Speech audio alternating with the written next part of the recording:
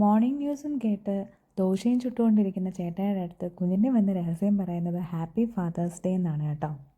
അതെ, first Sunday of September Father's day ആയിട്ടാണ് ഓസ്ട്രേലിയയിൽ സെലിബ്രേറ്റ് ചെയ്യുന്നത്. ഫാദേഴ്സ് ഡേ, മദേഴ്സ് ഡേ തുടങ്ങിയ സ്പെഷ്യൽ ഇവൻറ്റ്സിനെല്ലാം സ്കൂളിൽ നിന്ന് തന്നെയാണ് കുഞ്ഞുങ്ങൾക്ക് ഗിഫ്റ്റ് ഓർഗനൈസ് ചെയ്യുന്നത്.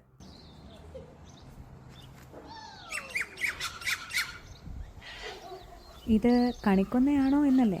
എന്നാലല്ല, ഇതാണ് ഗോൾഡൻ ബോട്ടിൽ. ഓസ്ട്രേലിയയുടെ നാഷണൽ ഫ്ലവറാണിത്.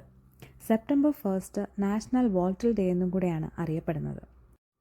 ന്യൂ ബിഗിനിങ്, ഒരു പുതിയ തുടക്കത്തിൻ്റെ പ്രതീകമായിട്ടാണ് ഈ ദിവസം ഇവിടെ സെലിബ്രേറ്റ് ചെയ്യുന്നത്. അതെ, ഇന്ന് സ്പ്രിങ് സ്റ്റാർട്ട് ചെയ്യുവാണ്.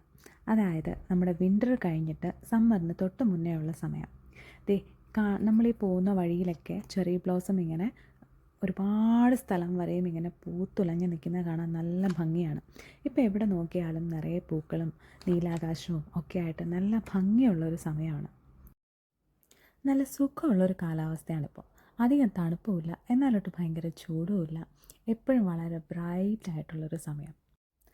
അയർലൻഡ്, UK തുടങ്ങിയ യൂറോപ്യൻ കൺട്രീസിൽ നിന്ന് ആൾക്കാർ ഓസ്ട്രേലിയയിലേക്ക് മൈഗ്രേറ്റ് ചെയ്യുന്നതിൻ്റെ പ്രധാന റീസൺ ഇവിടുത്തെ ഈ ക്ലൈമറ്റാണ്.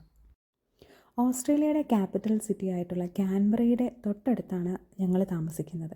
ക്യാൻബറ പൊതുവേ നല്ല തണുപ്പുള്ള സ്ഥലമാണ്. അതുകൊണ്ട് തന്നെ തണുപ്പ് കാലത്തേക്ക് ഇവിടെ എത്തിയപ്പോഴേക്കും ഞങ്ങൾക്ക് നല്ല രീതിയിൽ തണുപ്പ് അനുഭവപ്പെട്ടിട്ടുണ്ടായിരുന്നു. ഈവൻ ഞങ്ങൾ അയർലൻഡിൽ നിന്ന് മൂവ് ചെയ്തിട്ടുള്ളവരാണെങ്കിൽ പോലും.